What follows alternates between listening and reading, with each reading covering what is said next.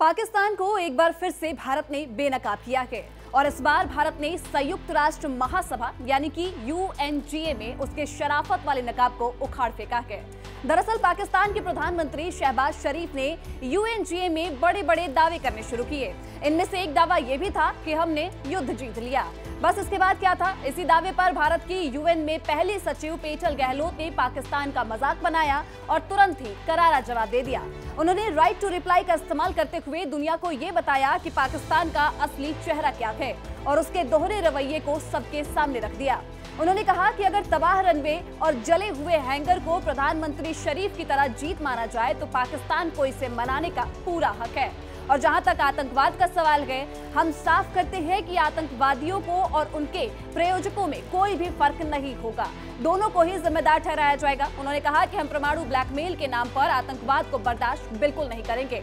भारत कभी ऐसी धमकियों के आगे नहीं झुका है और ना ही झुकेगा। गहलोत ने शरीफ पर आतंकवाद को बढ़ावा देने का आरोप लगाया और अपने बयान में कहा कि पाकिस्तान की पूरी विदेश नीति आज भी आतंकवाद के इर्द गिर्द ही घूमती है। वहाँ के नेता खुलेआम आतंकियों का महिमा मंडन करते थे और निर्दोष लोगों पर हमलों को बढ़ावा देते थे।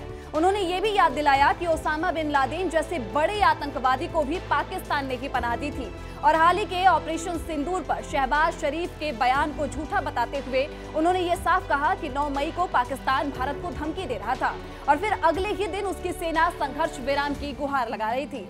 भारत ने साफ किया कि ये आत्मरक्षा का पूरा हक रखता है और किसी भी हमले का जवाब देना भारत अच्छे से जानता है। गहलोत ने यूएनजीए में पाकिस्तान को ये सीधी चेतावनी दी कि अगर वो सच में शांति चाहता है तो उसे अपने देश में सक्रिय और आतंकी संगठनों को खत्म करना होगा और भारत के वांटेड आतंकवादियों को भी सौंपना होगा। उन्होंने कहा कि भारत आतंकवाद और उनके मददगारों में कोई फर्क नहीं करेगा, दोनों को ही जिम्मेदार ठहराया जाएगा। और उनका ये बयान सिर्फ पाकिस्तान को जवाब नहीं था बल्कि पूरी दुनिया को यह संदेश था कि भारत अब चुप नहीं बैठेगा और हर झूठ का जवाब बिल्कुल सबूत के साथ देगा। अब जानते हैं कि यूएन में पाकिस्तान की बोलती बंद करने वाली ये सशक्त भारतीय अधिकारी आखिर है कौन। तो चलिए शुरुआत से जानते हैं। पेटल गहलोत का जन्म नई दिल्ली में हुआ और उन्होंने सेंट जेवियर्स कॉलेज मुंबई से राजनीति विज्ञान में ग्रेजुएशन किया है। बता दें कि दिल्ली विश्वविद्यालय के लेडी श्रीराम कॉलेज से फिर उन्होंने राजनीति विज्ञान में एमए की पढ़ाई की।